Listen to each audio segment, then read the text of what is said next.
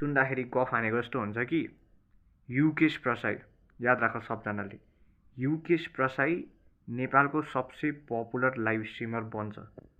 तिमीहरूलाई गफ लाग्न सक्छ, अहिले कतिलाई गफ लाग्न सक्छ, नेपालको सबसे पपुलर लाइभ स्ट्रिमर म बन्छु। यो लेखेर राख्दा हुन्छ, यो मेरो कन्फिडेन्सले भन्छ कि भित्रबाट आउँछ, मलाई सोचेर भने होइन, भित्रबाट आउँछ कि, बुझ्यो। हे वाट्सअप बोइज, सो केटाहरू सबजना सुन है मेरो कुरा।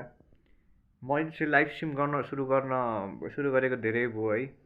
सबजना जो पनि छ सबजनाले सब्सक्राइब भनेर माया देखाइदिनु होला। अनि मेरो सब केटाहरूलाई माया छ धेरै धेरै, सबजना जो मेरो सब्सक्राइबर छ सबलाई धेरै धेरै माया छ।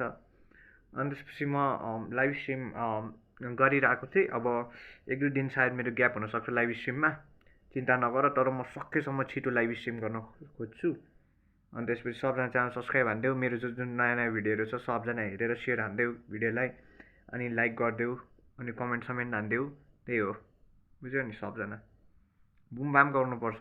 म चाहिँ केटाहरू अहिले भन्छु है, सुन्दाखेरि गफ हानेको जस्तो हुन्छ कि युकेश प्रसाई, याद राख सबजनाले, युकेश प्रसाई नेपालको सबसे पपुलर लाइभ स्ट्रिमर बन्छ। तिमीहरूलाई गफ लाग्न सक्छ, अहिले कतिलाई गफ लाग्न सक्छ, नेपालको सबसे पपुलर लाइभ स्ट्रिमर म बन्छु। यो लेखेर राख्दा हुन्छ, यो मेरो कन्फिडेन्सले भन्छ कि भित्रबाट आउँछ, मलाई सोचेर भने होइन, भित्रबाट आउँछ कि, बुझ्यो नि केटाहरू।